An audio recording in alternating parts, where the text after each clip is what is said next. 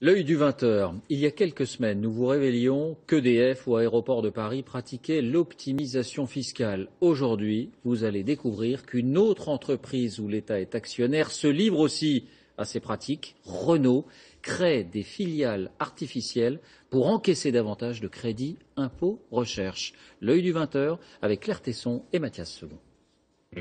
Vous connaissez le principe des vases communicants? Eh bien, le crédit d'impôt recherche, c'est un peu la même chose. Démonstration.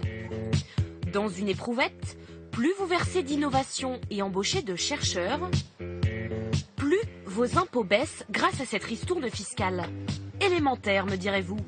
Pourtant, on a trouvé une entreprise qui parviendrait à renverser les lois de la physique fiscale. Cette entreprise, c'est Renault. Un des groupes les plus innovants en France, avec 608 brevets déposés l'année dernière. En retour, le constructeur bénéficie d'une grosse ristourne fiscale, 153 millions d'euros de crédit d'impôt recherche en 2014. Sur le papier, pas de polémique. Et pourtant, la marque refuse de nous ouvrir ses portes. Ce sera possible de faire une interview ou pas? Non. Vous avez le droit de dire personne ne veut répondre à mes sollicitations. Bizarre. Alors on est allé chercher dans les comptes de l'entreprise. Et là, on a identifié la panne.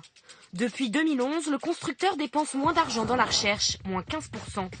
Et ses effectifs de blouse blanche en France, eux aussi, sont en baisse de 20%.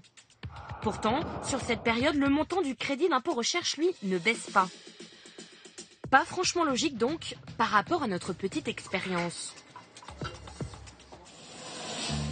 Alors on a voulu en savoir plus et on a découvert un schéma complexe d'optimisation fiscale qui permet à Renault de bénéficier d'un maximum de crédit d'impôt. Le crédit d'impôt est calculé sur les dépenses de recherche d'une société. Mais l'État a fixé un plafond, 100 millions d'euros. Au-delà de ces 100 millions d'euros dépensés dans l'innovation, quasiment plus de crédit d'impôt pour l'entreprise. Alors pour ne jamais dépasser le plafond, Renault ventile ses dépenses dans plusieurs filiales.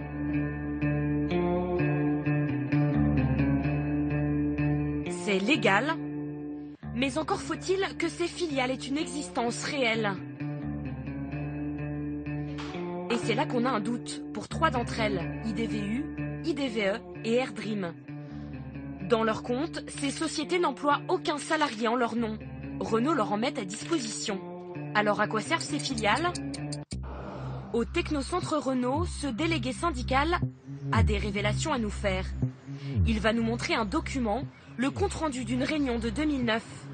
Écoutez comment la direction de Renault justifie l'existence de ces filiales devant des syndicalistes. Ils ont fini par déclarer que l'objet de ces filiales n'est absolument pas d'accueillir du personnel.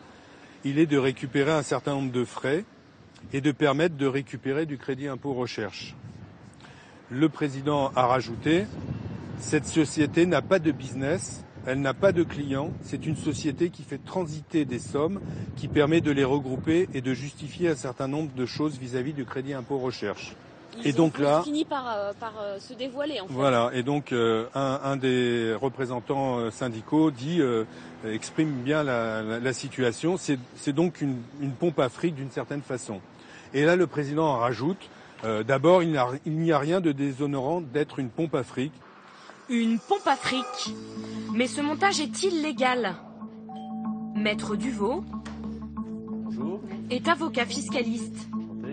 Ce sont des sociétés artificielles et quand on voit ça, le premier réflexe c'est qu'on se dit ça c'est un schéma abusif, c'est un schéma qui est douteux au minimum sur un plan fiscal. Et typiquement, ça va énerver l'agent des impôts de base, il va énerver le juge. On peut faire un peu d'optimisation, mais quand on va trop loin, ça énerve tout le monde et il y a de l'abus de droit.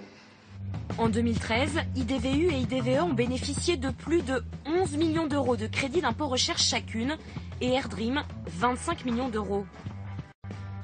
Jackpot pour Renault qui a économisé grâce à elle près de 40 millions d'euros d'impôts rien qu'en 2013.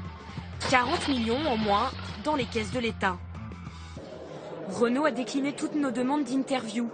Mais l'entreprise, qui insiste sur l'importance de ses investissements de recherche en France, nous a fait savoir qu'elle conteste tout abus de droit.